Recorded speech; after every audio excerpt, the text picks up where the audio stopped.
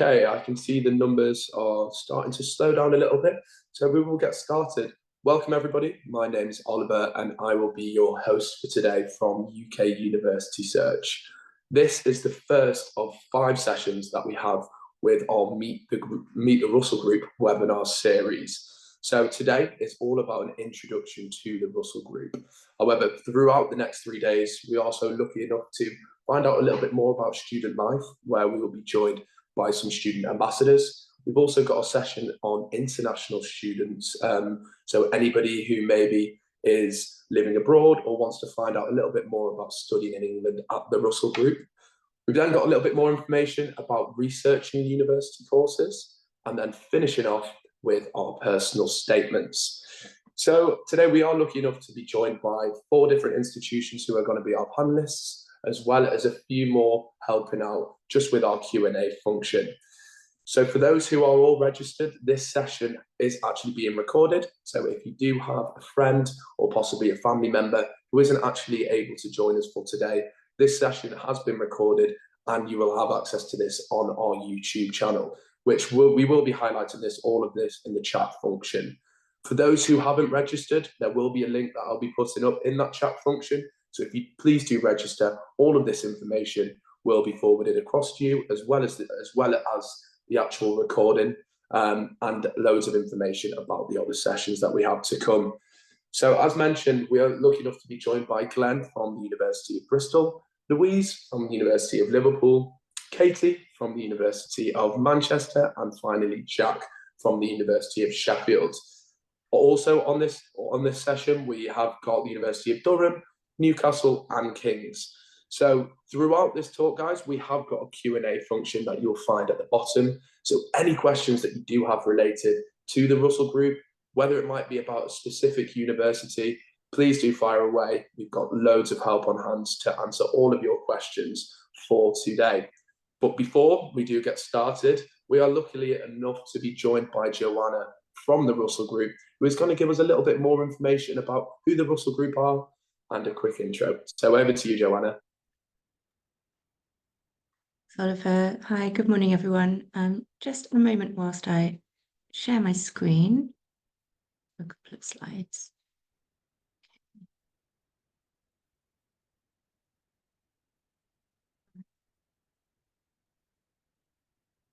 Right then. Okay, so well, good afternoon, everyone. My name is Joanna Burton. I'm the Head of Policy for Higher Education at the Russell Group.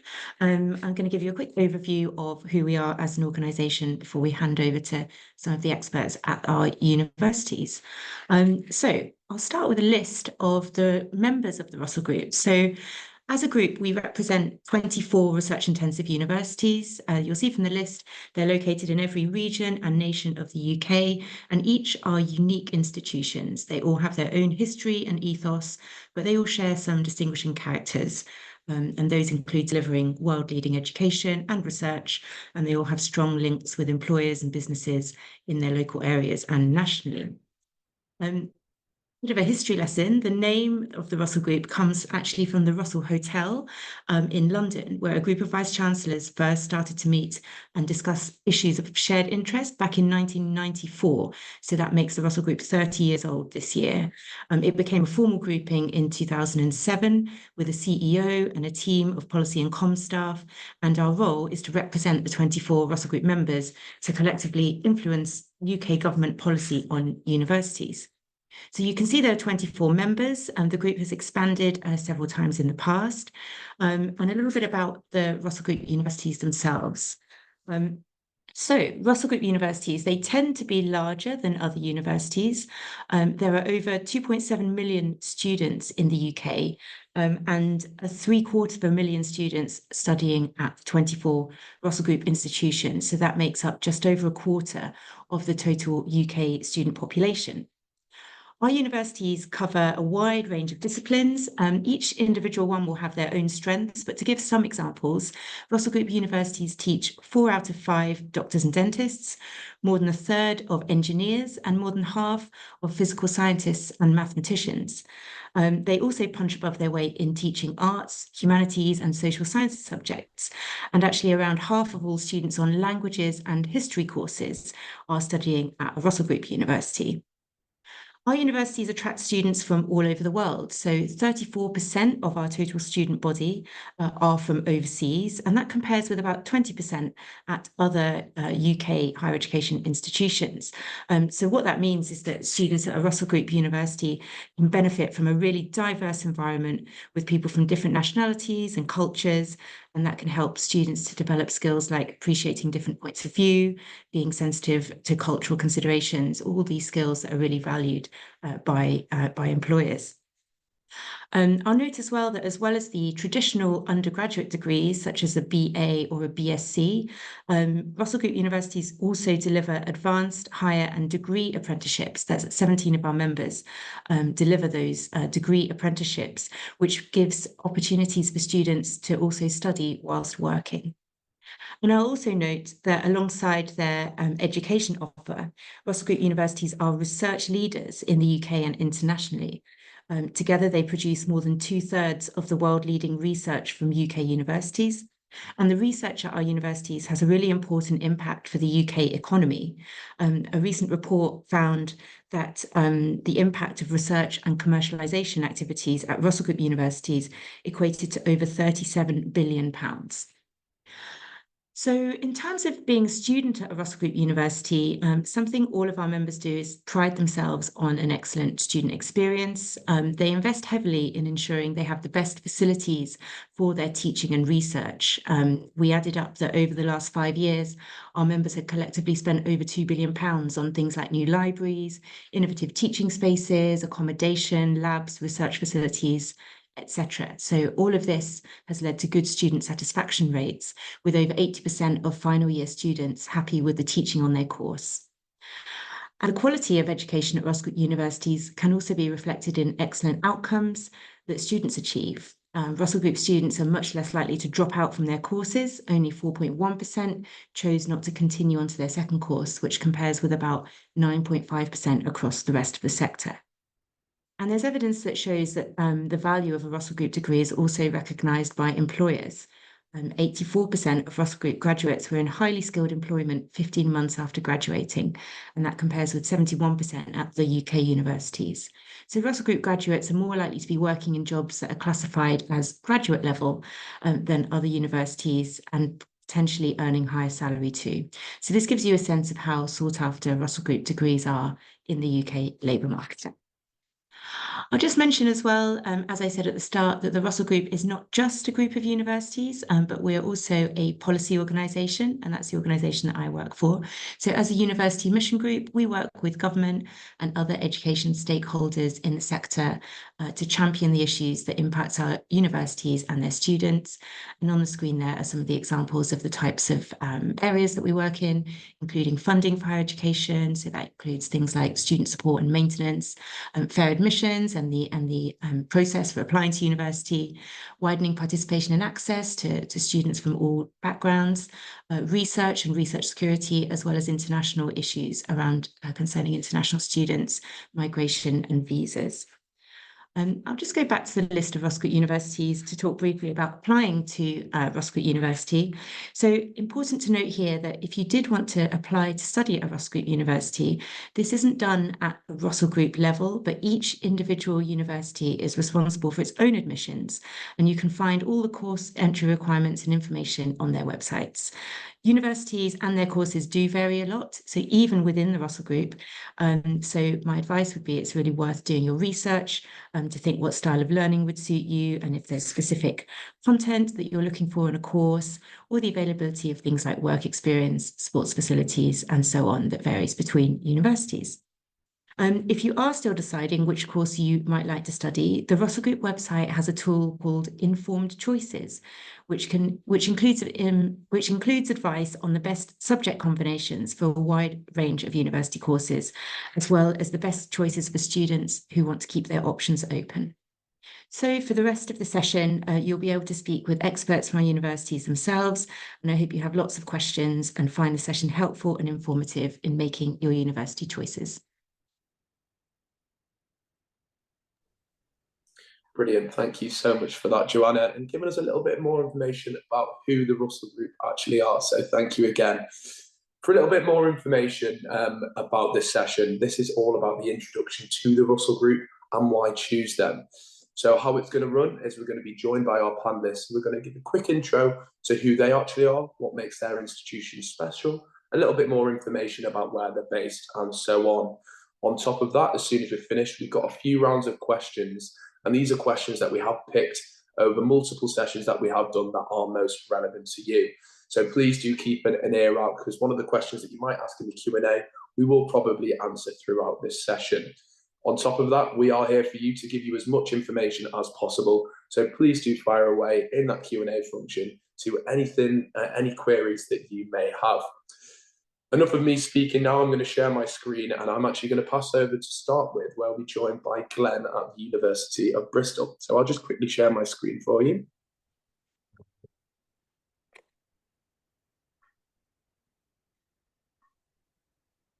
Great, thank you very much for that. Oh, yep, so I think hopefully you can see me now.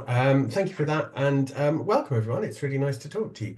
And we'll start, rather than just sort of trying to make the differences between our universities. It's probably worth saying that when it comes to choosing the right university for you and the right course for you, it's deeply, deeply personal. And whatever is going to make you happy and fulfilled and give you the opportunities you want to develop in terms of skills or careers, or just really having great experiences, that will be different from other people. And it's important to know that you're allowed to follow the interests and the specific things that are going to make your experience best, either educationally or more broadly.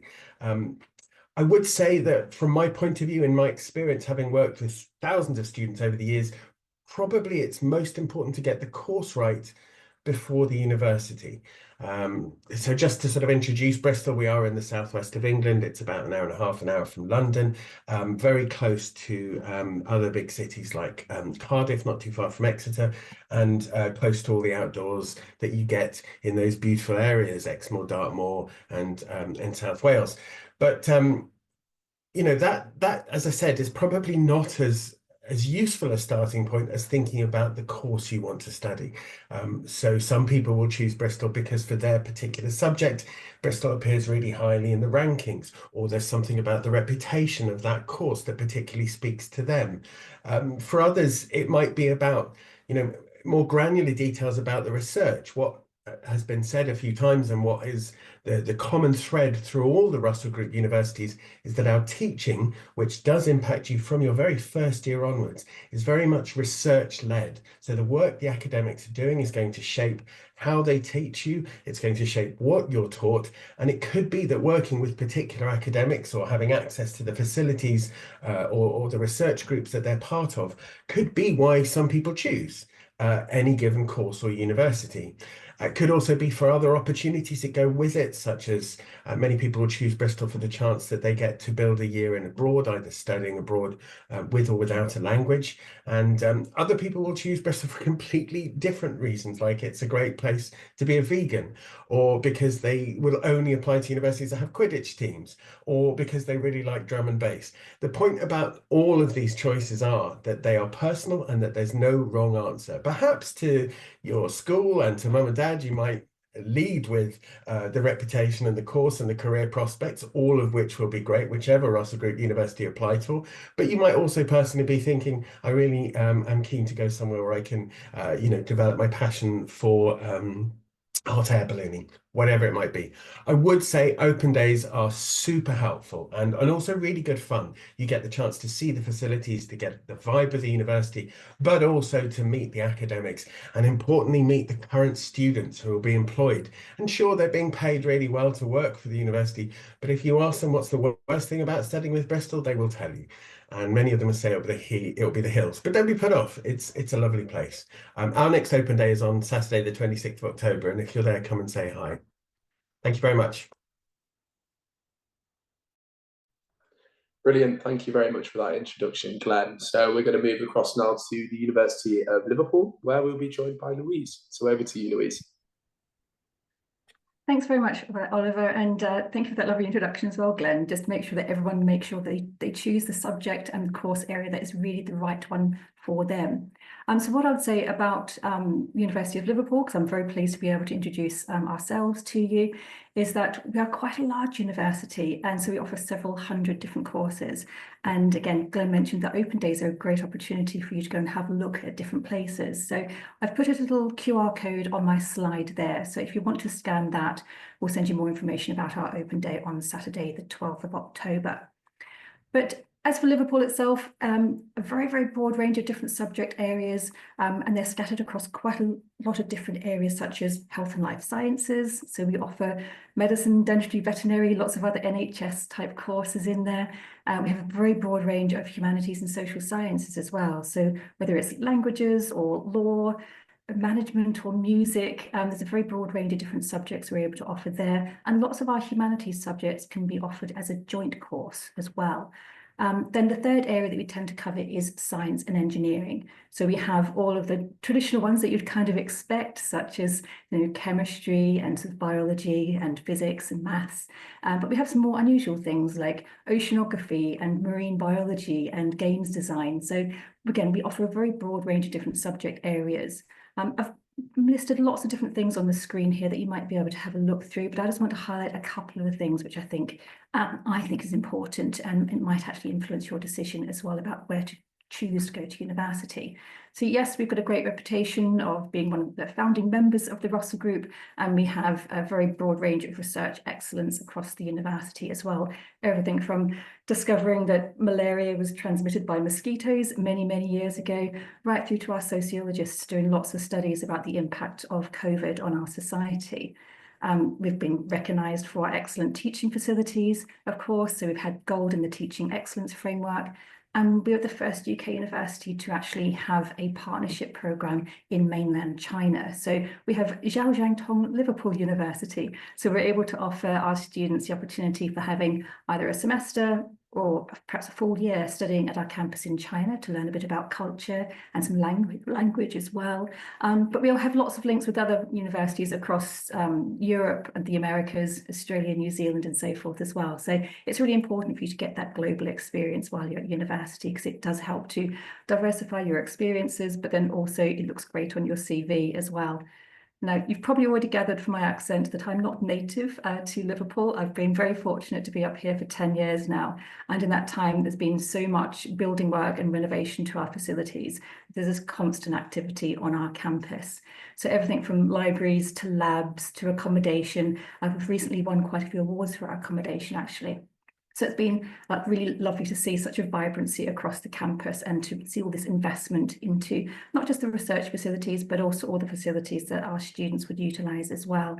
And then finally, again, as Glenn mentioned, you sort of have to think about the lifestyle that you want as well. So University of Liverpool, we are a campus university, so we do have everything sort of in together. So you have that sort of local identity, but we're only a 10-minute walk from the fantastic city of Liverpool. So there's lots of opportunities for socialising, part-time work, and it's a really vibrant and gregarious city. So Scousers are some of the friendliest people out there. So you always get a good welcome when you're here. So that's all from me. I'll pass back over to yourself now, Oliver. Thank you very much for that, Louise. And I can also vouch that Scousers are very, very friendly, as it was the university that I studied at as well. So moving it over, I'm going to be passing it over to Katie at the University of Manchester. So over to you, Katie. Thank you, Oliver. Just bear with me a second. I think my slide I don't know if I've got the right setting, but my slide looks like it's only showing one thing at the moment, so just bear with me. Yeah, sorry, I'm not the best tech whiz It doesn't myself. matter if it is. I can make a start. So If you can, I'm Katie from the University of Manchester, and like the other two universities so far, we are a large university with around 40,000 students, and that is across all of our undergraduate, postgraduate courses. We have students from all over the world, from over 160 different countries. So it does, of course, make Manchester a really diverse place to learn and to be. It's also a really student-friendly city. So we are a city campus. We're situated within and on the outskirts of the city of Manchester. But across the University of Manchester and the two other universities located in the city, Manmet and Salford, there's a population of 100,000 students. So that does, of course, mean that it's a very student orientated place to be, because that's like a fifth of the population of the city that are students. So that's something just to be mindful of in terms of opportunities and things that are going on for students. With regards to our location, we're 2 hours on the train from London, an hour away from the Lake District, the Peak District, if you want to kind of get away from the hustle and bustle of the city. Couple of main things just to highlight to you really in respect to Manchester, and that would be that one of our fundamental goals is sustainability and social responsibility. So we very much have a focus on our students being socially responsible, becoming volunteers if they'd like to do things beyond their studies to make a difference to society. So we do have an initiative that's known as Stellify, and through that initiative, in addition to your academic studies, we offer students the opportunity to make a difference, to get involved in peer mentoring, for example, where you can mentor other students as you move through your degree, to engage in our University College of Interdisciplinary Learning. So this is a chance to focus on a subject that is outside of your main area, and to kind of look at ethical grand challenges and to think about things from different perspectives. So lots to do kind of aside from your main day-to-day studies. Another aspect is that we want to offer students the opportunity, if they'd like to have some time abroad during their degree. So many of our students in year 2 will apply for our study abroad programme. We have partner universities across Europe and further afield. So you can apply to have a 10-week semester at a partner university, just to give you that opportunity to study and live in a different country, experience a different culture. So that is another kind of thing we want to raise awareness of. And then I guess more than anything, it's about, as we've already said, making sure that the course you choose is right for you, and that the city you choose and the place you want to live is right for what you're looking for as well. I'm going to stop there for now, and I can answer lots more questions about Manchester in the chat as we move through the webinar if anybody has any specific questions. Thank you very much for that, Katie. And I'm sorry about the technical difficulties there, but you've got all of the knowledge in your head. So thank you again for that introduction. So moving on finally now to the final panelist of the session, where we'll be joined by the University of Sheffield. We'll be joined by Jack. So over to you, Jack.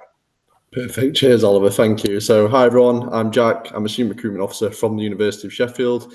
University of Sheffield, we are proud to be one of the founding members of the Russell Group as well. We represent the top research-led universities in the UK. We were recently awarded University of the Year 2024 at the What Uni Student Choice Awards, which was an achievement driven by over 30,000 student reviews as well. These reviews, they're an honest and true reflection of the fantastic experiences that our students are having with us, and that makes the award all the more meaningful for us as well. We are a city centre campus, and what that really does is bring the best of both worlds for students who study here. It presents a really close-knit, friendly campus community, while also being seamlessly integrated with the fabric of a lively and welcoming city as well. We were recently ranked highest in the Russell Group in the latest National Student Survey for the second year in a row, which is a testament to that quality of education and also student satisfaction that students are getting out of the courses as well. Our Students' Union has been rated the best in the country for an incredible 7 years in a row now. It's a hub of support and activity, offering excellent services and incredible student life with over 350 different clubs and societies for every interest you can imagine.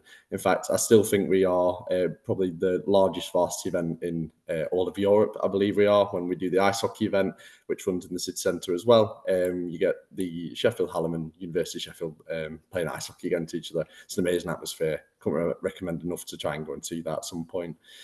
Sheffield's academic excellence is spread across 5 different faculties. You've got the arts and humanities, engineering, medicine, dentistry and health, and also science and the social sciences. This breadth of disciplines allows us to offer a wide variety of courses, all supported by world-class teaching and research. Plus, what it also provides opportunities for students to broaden their horizons through our study abroad programmes, enabling them to gain international experience and also expand their global perspective and get basically a different sort of context and understanding to their studies. For all first-year students as well, we guarantee accommodation, whether Sheffield is your firm choice, insurance choice, or if you just come to us through clearing. And even if you choose to come and study with us further years after that, you do get discounted accommodation rates as well on top of that. There is a QR code on screen, which does take you to our open days as well. But for the rest of this call, I'm going to be available to answer any questions that you guys have, as well as answer some questions from the Russell Group as well. So I'll pass back over to Oliver and yeah, hopefully can answer some questions throughout the remainder of this. Brill, thank you very much for that, Jack, and thank you very much for that introduction from our 4 panelists. As mentioned before, we are also lucky enough to be joined by David from Newcastle University, Hayley from Durham, and we were joined from Joanna at the Russell Group, but I know she might have to jump off, so thank you very much for that, Joanna. We are about to move on now to our questions, which are usually the main questions that are asked from students about the Russell Group and who they actually are. So if you do have any specific questions for a certain institution, so whether it would be Louise at the University of Liverpool, please do mention in that question that institution so they know that that question is addressed to them. On top of that, it's enough of my speaking, and we are going to move across to them questions to start. So back to you, Glenn. My first primary question for you is, do the Russell Group universities have a shared curriculum? Thank you. That's a really interesting question, and kind of the short answer is no.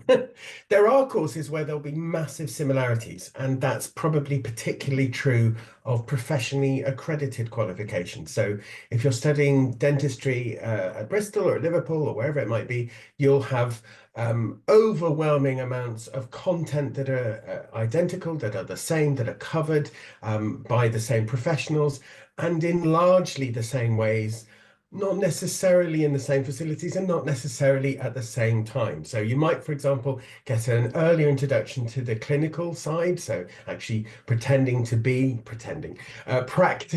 the clinician, working with the patient. Say at Bristol at dentistry, you would do that with a fellow student, a peer, acting as patient in your first year, and then you get your first hands-on experience with real patients in clinical practice in your second year. But this varies, and these are the kind of things that vary, the kind of things which you may or may not take into account and to see as being a really vital part to your research into understanding the course.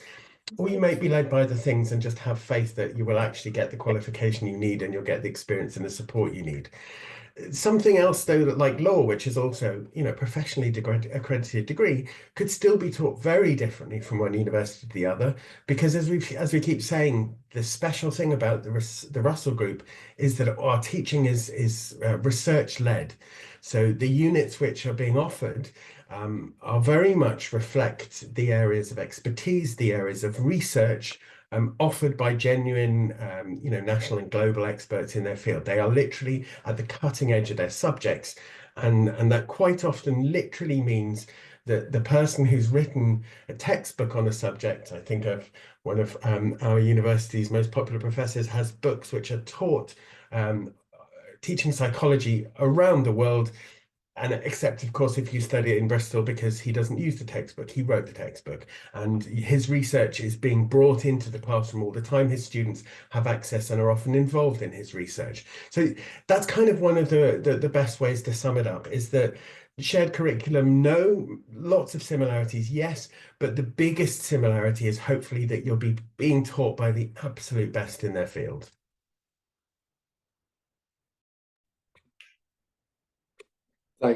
Thank you very much for that, Glenn. So to move across now, we'll be joined by Louise at the University of Liverpool. So Louise, my first question for you is one that we seem to get a lot, and that is, should I still apply to Russell Group universities if my predicted grades are lower than the entry requirements or the typical offer? Okay, so when applying to university, you have 5 spaces on your UCAS form. So I would urge you to apply strategically. So to perhaps have 2 of them a bit aspirational, but then 2 or 3 of them quite sensible. If you've set your heart on somewhere where you're not entirely sure whether you will get quite the right grades, it's worthwhile contacting that university in advance, because it could be there's a hard and fast rule and they say, nope, you have to have this particular grade or this particular qualification, and there's no wiggle room at all. Or it could be that they actually will take some other things into account as well as the academic performance. So it could be, for example, something like an external test. So the UCAT gets used for lots of medicine and dentistry courses. It could be an audition or an interview, perhaps. So you've had an opportunity to meet you and to talk about all your skills and experiences and also your motivations for why you want to do that course. There could be a portfolio. We do architecture here at Liverpool, so we want to see what your practical potential is, not just your academic background as well. So sometimes universities will take other things into account. So if you're a little bit borderline, and that other thing could be what pulls you over the line at both the offer making stage, so when you apply and we decide whether to give you an offer or not, or later down when you get all your results in August, when we're then confirming your place. So at both of those times, universities could potentially be a little bit flexible in there. There's some extra information that we sometimes take into account as well. So it could be there's a very good reason why perhaps your GCSE or perhaps your predicted grade isn't quite in the right area. And if we know extra information about you, so contextual information, we might be able to make you a contextual offer. So for example, it could be based on your home postcode, or whether you've lived in care, or perhaps you've taken part in a widening participation programme. So again, there's other factors that if we know about them, we might be able to be a little bit flexible in there at either the offer making stage or later down the line when we're actually confirming your place at university. So it's worthwhile opening the channels of communication. If you don't ask, you don't know. And so it's better to actually ask universities, through their websites, through their chat rooms, at open days, of course, an excellent time for you to actually chat about what are really the requirements in there. And they'll be able to give you some advice about whether it's worthwhile actually putting that application on your form. Something to let you know about as well, I read an email this morning from one of my colleagues saying that UCAS have announced that in this last round, so in students who are just starting at university, about 49% of those students actually got into university with lower grades than what were originally advertised. Now, the reasons for that can be very broad. Some of them I've already mentioned, those contextual reasons or extra non-academic things that we're looking at. But we also have to look at how does everyone that year perform in particular exams. I'm sure people have often heard that perhaps one year that the maths exam where everyone sort of didn't do as well as everyone anticipated. So very few people got that A or that B that they were hoping for. So in that case, universities have to look in context of what's going on in the whole sector, because we want to have people in our classrooms. So we will ask for particular grades, particular subjects, perhaps particular work experience, because we want to make sure that students start with us have the potential to actually complete our degree as well. So absolutely speak to universities, find out if there is a flexibility available in there, and then apply if you think you might actually make it. So there we are. I'll pass back to you, Oliver. Thank you very much for that answer, Louise. So moving over now to Katie at the University of Manchester. And Katie, this question's a little bit more about the history of the Russell Group. And that is, who decides which universities are part of the Russell Group? Are there any requirements that need to be met? Thank you. So I am going to reinforce really and repeat some of the things that we have touched on, because as you're all aware, the Russell Group is a group of 24 world-class research-intensive university, and it was first established in 1994, at which point there were 17 universities who they themselves decided to become part of the Russell Group. And as we know, more universities have joined the Russell Group since its inception in 1994. So in terms of any requirements to be met in order to become a member of the Russell Group, in summary, the requirements for being part of the Russell Group were a commitment to maintaining excellent research. We've started to touch on this already in terms of these universities, or our universities, being research-intensive universities, so excellent research. A commitment to an outstanding teaching and learning experience for students, and unrivaled, excellent, strong links with businesses and the public sector. So just to dissect that a little bit in terms of those requirements and what the Russell Group universities have in common, which makes them kind of members of this group. If we start with research intensive, as Glenn has already touched on, a research intensive university is a university where the academics are leaders in their field. So they are, as we've said, carrying out research that is of global importance, helping to deal with global challenges. So you can have a look, I would advise, have a look at all the university websites, particularly those that you're interested in, if you want to understand more about the research that is going on, discoveries that are being made. At Manchester, for example, our research beacons are focusing on energy, on cancer, on global inequalities, industrial biotechnology, just to give you an insight there into the types of things that universities are researching and tackling. And of course, you're being taught by leaders in the field. So this is the outstanding teaching and learning experience. If you're being taught by experts, then obviously that's a great learning experience. You have access to the latest discoveries. Staff are incorporating those discoveries into the course itself, into the teaching that students get.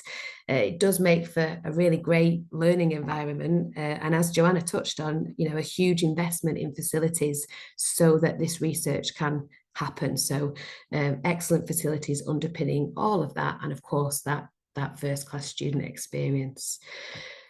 Just touching on the links with business and the public sector. Again, as we've said, it does mean that research-intensive universities are at the cutting edge of industrial needs. So, that knowledge that is required by a particular sector or a particular industry, that's all related to and very relevant to the course that students are studying. So to become a member of the Russell Group, in summary, you have to have that excellent research, that outstanding teaching and learning experience, and those excellent links with businesses and the public sector. And it would be for, the current members, the vice chancellors, to kind of consider those things of any new members. As we've said, the Russell Group does include the most prestigious and competitive universities in the UK. It doesn't mean there aren't other excellent universities outside of the Russell Group, and many universities are doing these things, maybe not on the same scale or maybe on a similar scale, and aren't currently members at the moment. But I would definitely, if you want to know more about the Russell Group, then bear in mind those three things and do have a closer look at each university's website to understand a bit more about their research focus and their teaching and learning experience. Thank you again for that, Katie, and that insight a little bit more to who decides who should actually be part of the Russell Group. So moving on to the final set of first questions, where we'll be joined by the University of Sheffield and Jack. So Jack, my first question for you is, how does attending a Russell Group university boost my employability? Perfect, yeah, and really just to echo what Katie's just said, these universities are leaders in research and innovation. So the knowledge that the students are going to be equipped with that cutting edge facilities that they're learning in is going to boost them with the skills that are being highly sought after by employers. Therefore, it basically means that the course that you're learning from is commanding the respect that the employers are going to be seeking after as well. You know, these employers, they're recognising the rigorous academic standards that are being set at these highly regarded universities, and they're not just highly regarded in the UK; they're highly regarded internationally as well. One of the main reasons for that is, you know, they have those high class lecturers, seminar tutors, doctors who are also passing down their learning as well, but they're also having an amazing link with industry connections as well. So Russell Group universities, they already have strong partnerships pre-established with leading employers that they offer students opportunities with year on year. This gives them, you know, the opportunities to continue networking, gain internships with some of these employers that they're working with, and also engage in work placement. In fact, many of these connections, they often can directly lead to job opportunities after graduation as well. You know, certain faculties at the University of Sheffield, like engineering, you're pretty much almost guaranteed, you know, to be offered something from an employer that you'll probably have met with whilst you're studying on the course as well.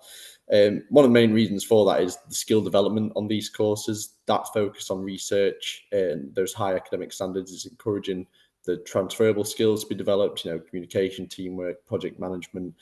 These skills are critical across all sectors, and they're going to enhance your adaptability in that competitive job market as well. Another really good thing, I think, that, you know, a really big plus and positive you get out from studying at any Russell Group university is going to be that alumni network that you become part of. So being part of a Russell Group institution, other alumni who've been to Russell Group institutions, they're going to seek out for like-minded graduates who've been through a similar process, and that's going to be invaluable when you're going to be searching for job opportunities, mentorship, career advice, anything like that as well. So yeah, Bill, I'll pass back over to Oliver as well.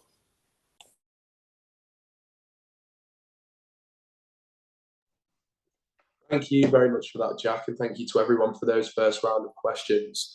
Before we move on to the second round, again, I just wanted to reiterate about that Q&A function. I can already see some really good questions in there, but please do keep firing away.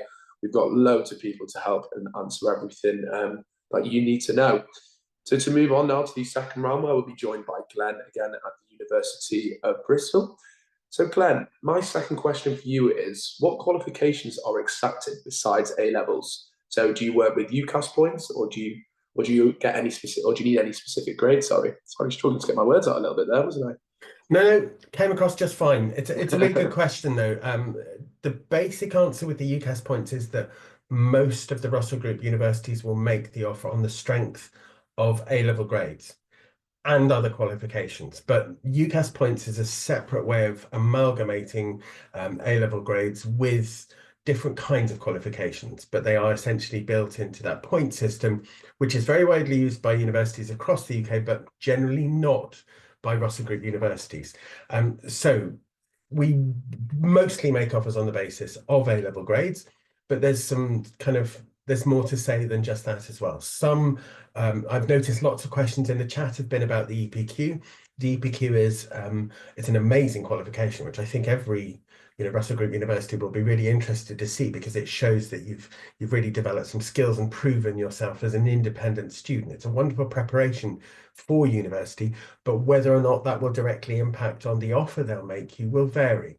So for A-levels, most Russell Group universities will make an offer on the strength of 3 A-level grades, 3, not 4. The EPQ is an AS, so some will adjust the grades required on the other main 3 A-levels and include a specific grade on the EPQ, some won't. But there's loads of other qualifications that will also be considered. So the Welsh Bac, for example, is accepted by most Russell Group universities, and in most cases could substitute one of the 3 grades, unless that is the grades are attached to specific subjects. So an offer for medicine will very typically often have a requirement of an A in chemistry, an A in a further science subject. It's often usually physics, biology, or maths, but again, that will vary from the med school.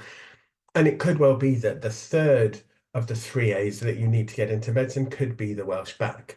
Scottish Highers is a whole separate parallel system, and all of the Russell Group accept grades which they will advertise on sorry, I should back up. Every course that you would apply to through UCAS will have a single page for every single university that explains how the course works, what you'll cover, and includes things like the entry requirements. So whether a GCSE requirements or not, they aren't necessarily expected for most Russell Group courses. And that's where you can drill down and see, okay, well, I'm doing Scottish Highers, what grades do I need? BTEC's extremely welcome and increasingly welcome by Russell Group universities, but not necessarily for every course. So again, that's something where if you're interested in a particular subject, you'll start by drilling down which universities you like the look of. And then when you get to the point of having a shortlist, visit each university's course page to see, do they take the BTECs I'm doing? Or T-levels. That's another relatively new qualification that we're really beginning to see more Russell Group courses accept for specific things, but it won't be that all T-levels could get you onto all courses, and it most certainly isn't yet that all Russell Group universities accept T-levels. So the question of qualifications, like so many things, when what we're talking about with the Russell Group is an alliance, a club, if you like, of 24 institutions that have so much in common. They're all 24 different institutions. And in fact, even if we count the Oxbridge colleges, the numbers go even higher. So by the time you're really narrowing down what you're, circling down what you're thinking about and what you want to, what subjects and universities you want to apply to, that's the point at which you can start to drill down what are the specific grade requirements. Do they accept my qualifications? And the same thing goes for additional tests. So Oxbridge may ask you to do a separate test before or at interview. Many courses like law will ask you to do a separate assessment, and the one that's most popular is called the LNAT, the Law National Aptitude Test. I think that sounds weird now I say it, but anyway, all of the specifics around qualifications, whether a particular grade is required in a particular subject, whether they accept, like I said, the IB, the European Baccalaureate, or indeed all of the many, many national qualifications that are accepted from countries all over the world every year for entry. The point you're really shortening your list, that's when you need to refer back to each university separately, just to check. The good news is that we're incredibly helpful. So if you can't find the specific course that you are taking, or if you're not sure if your qualification counts in combination with the course that you're looking at, every single university, and definitely all 24 of the Russell Group universities, have really friendly, helpful inquiries teams. Now you can call them, but you're under 30, so you're probably not going to, but you can email them and they will be really detailed, really specific, and they work very closely with our admissions team so they can tell you, yes, no, this qualification is accepted, this one isn't, these are the grades that we'd require, and this is how we would look them to be combined. And don't be scared about asking those questions, not just about admissions, questions about anything are so welcome. There is no blacklist that you can be added on for asking a stupid question. That doesn't happen. And there are no stupid questions. But the short answer is check out the course page at each university you're interested in for the course you're looking at. Thank you. That's great. Thank you very much for that answer, Glenn. So moving on to the second question now for Louise at the University of Liverpool. So Louise, I find this question to be quite important actually, and it's how should you compare universities and subjects to figure out what is best for you? Okay, yes. Well, I mean, Glenn's done a very good job of talking about all the admissions requirements, because again, they can change quite a lot depending which subject you're applying for, and indeed which university you're applying for. So there's no need for me to touch on that, but I would just say that I try to encourage students to always expand their horizons before they start narrowing their choices down. So by that, I mean, if you're like me and you're interested in history, don't just look at history courses, because you might be missing out on something like archaeology, which has ended up what I ended up doing, because I quite like the practical element of, discovering and then analysing and documenting original artifacts. So have a look to see what else is out there that might be related to a subject that you're interested in. So if you're a biology student, have a look at marine biology. If you like doing geography, if you're perhaps after more the human side of things, urban regeneration might be the thing for you. So quite often at university, they will offer lots of things that are not just a direct name call from your A-level, and there's a lot of different courses available out there. So do try to broaden your horizons and find out what is actually available out there. Then once you start working out what subject you like, then absolutely have a look at university websites, go to university open days, just to drill down to find out what the content really is. Now, I made the mistake when I chose my first university course by just basing it on the title, and I thought it would be okay. The spoiler is that it was not. So make sure you don't make the mistake that I had made, where I just thought, I'm sure that would be okay. Have a look at the course content. What do you actually study in year 1, 2, and 3? Is there any flexibility? Can you choose your modules? Can you tailor it just to fulfill your particular interests? Also have a look to see if there is accreditation. So if you want to do a particular profession, quite often there's particular courses you'll have to do, and it might be that there are indeed some universities that have a fantastic reputation for that very specific sort of professional area. Have a look at things like teaching and assessment styles. Again, it can vary quite a lot. And Glenn gave the example of something like dentistry, because yes, in the end, dentists do need to kind of learn and have the same skills by the end of their qualification. But how they get to it could be quite different. So from what Glenn was saying, it sounds that it's a little bit similar to what we have at Liverpool, where you do get that clinical experience early on, but it's not the case everywhere. So something like veterinary, Liverpool, we have our own farm. So and they have some fantastic facilities that students can actually utilise.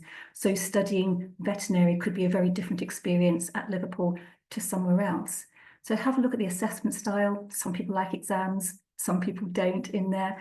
And once you can actually have a look at the profile of that course and work out that's kind of the right thing for you, you want to make sure that all the things outside of your academic interests are also going to be met. So if you have particular learning support needs, then absolutely contact universities in advance about that. I saw Nicola asked a question regarding that. Absolutely, universities will have support available for students with a wide variety of different needs. So absolutely contact them in advance before even applying. I'm sure Liverpool is not unique in the fact that we have supported lots of students with all sorts of different extra needs, whether they are sort of registered blind or perhaps they have autism. There's lots of students who have some excellent skills and then make valuable students for us. But in order to be successful, they need a bit of extra support. So absolutely contact us to make sure that your student is going to get that sort of support. But also have a think about the location of that university. So some of us are based in cities. Some of us have a campus on a motorway outside a city. So have a look to find out where you're actually going to be located. And is that going to suit your lifestyle? And also your purse or your wallet. The cost of living is very varied across the country. So your student loans will stretch quite a bit further in some parts of the country or not than others. And of course, then look at opportunities like study abroad, years in industry, work placements. When we bring in architects or lawyers into the classroom to help with the teaching, that can really significantly sort of improve your teaching and learning experience, but also improve your employability skills for later on as well. So absolutely have a look at the course content, have a look at the admissions, drill down to find out if it sounds like the right sort of thing, but then also is it the right place for you? Because yes, you want to be sort of meet all your needs academically, but you need to be supported and happy in order to be successful at university as well. So I'll pass back to you, Oliver. Thank you again for that answer, Louise. That was brilliant. So moving across now to the University of Manchester, where we're joined by Katie again. So Katie, when should I begin writing my application, and do I need to apply earlier to Russell Group universities? Thanks, Oliver. So as I'm sure you're all aware, your research for university courses will start kind of the springtime of your first year at college in year 12. And most of you will start to draft your personal statement, kind of fine-tune your choices during the summer of your first year at college. So for those that are applying for medicine, dentistry, Oxbridge, veterinary science, your deadline is, of course, slightly earlier in October. And for everybody else, the equal consideration deadline is the 29th of January. So in terms of whether or not you need to apply earlier to a Russell Group university, the answer is no, you do not need to apply earlier. All applications that are submitted to all universities by that equal consideration deadline of the 29th of January will be considered equally. Russell Group universities are, yes, more competitive, but by applying earlier, it's not going to increase your chances of getting a place. The only way to increase your chances of securing an offer or a place at a university is to ensure that you've researched your course choice well, that you're on track to meet the entry requirements, that you feel confident that you're taking the right subjects, that you have the correct experience if there's any specific experience required, and that you have a good, a well-written personal statement that is very relevant to the courses you're applying to and that shows your commitment to those courses. So that is how you increase your chances. With regards to kind of general information and advice from us, I would say that, yes, it's better to get your application in a little bit before that deadline, potentially before Christmas, so that it's done and it's dusted for you, so that it is kind of out of the way, and then you can focus on your studies. I know all of your colleges will have internal UCAS deadlines, so there'll be somebody setting a deadline for when they'd like you to have your application ready, your personal statement, so that can all be checked. So it's really important to stick to those internal deadlines at school or college, so that you can make sure that everything that needs to be done is done and it's checked by relevant teachers, and that it's all good to go, and kind of fits in with what the college is doing. And if you do get your application in a bit sooner, say you apply in October, November, early December, then it will mean that your application is looked at perhaps before others, because universities don't wait till every application is in and then start to look at them in January. They will start to look at them and assess them as they come in. So by putting in that application a bit sooner, you're more likely to hear back a little bit sooner about whether or not you've made it to the next stage of the selection process, which may be an interview, or whether or not they would in fact like to make you an offer and invite you to a visit day. So you might hear back a bit sooner if you apply sooner, but applying earlier will not mean that you have a better chance of getting a place. Thank you again for that, Katie. So moving on to our final question of the session, where we'll be joined by Jack at the University of Sheffield. So Jack, my final question for you is it possible for students from state schools to be accepted at a Russell Group university? Yeah, not only is it possible for state schools students to be accepted, it's actually encouraged that they apply to Russell Group universities. One of the main reasons for that is Russell Group universities are committed to promoting access to students from all backgrounds, no matter where they're from, to be able to provide those opportunities to go and study. Many universities are running outreach programs, which include things like summer schools, mentoring schemes, workshops designed to support students prepare strong applications as well. And they also will often offer something known as a contextual offer, where different academic conditions are given and adjusted based on the background and personal circumstances of the applicant as well. That means that any student from a state school might not only get the opportunity to come and apply for a Russell Group university, but depending on their own circumstances, they might actually be able to get in with lower offered grades and the standard requirements as well. And that's for anybody that would apply for one of those schemes if they're wanting to get onto it that way. Again, there's also for any students applying for the universities, scholarships and financial support available. These are provided in lots of different forms and can come at different time periods throughout your course, but they'll support students from people from all different types of backgrounds as well. That's great, Jack. Thank you very much for that answer. And thank you very much to the rest of our panelists for joining us today. I think it's been a brilliant session. We've learned everything about the Russell Group, who they actually are. But from the panelists, we've also learned the difference, as well as the fact that they've got sort of the prestige and the research element. Each of these institutions are different. And I think that's what's important to take from today. So whether it's a certain subject area that might match a specific institution, whether or not that you actually want to be in a city or maybe somewhere a little bit else, There's other financial things to also think about. And that is what these sessions are all about, and all of these webinars. So we are lucky enough that this is the first of 5. And just to reiterate that we have got another 4. There is another one this evening, which will be taking place at 4:30 that you can still register for. And that is all about student life, finding out from the people who are currently studying, so student ambassadors, finding out about accommodation, finding out about different extracurricular things you can do, which are all really important aspects to think about when you are going to university. On top of that, tomorrow morning at 9 a.m, you'll be joined by me again, and this is all things related to international students. And to finish off this series on Thursday, we've got 2 more sessions, one being at this time, and that is all about researching university options, and then finishing off at 4:30 on Thursday with the big, scary personal statements one, which isn't that scary when you find out all the information from our panelists. I just wanted to say a massive thank you again to everybody that's joined us. So Glenn from the University of Bristol, Louise from the University of Liverpool, Katie from the University of Manchester, as well as Jack from the University of Sheffield.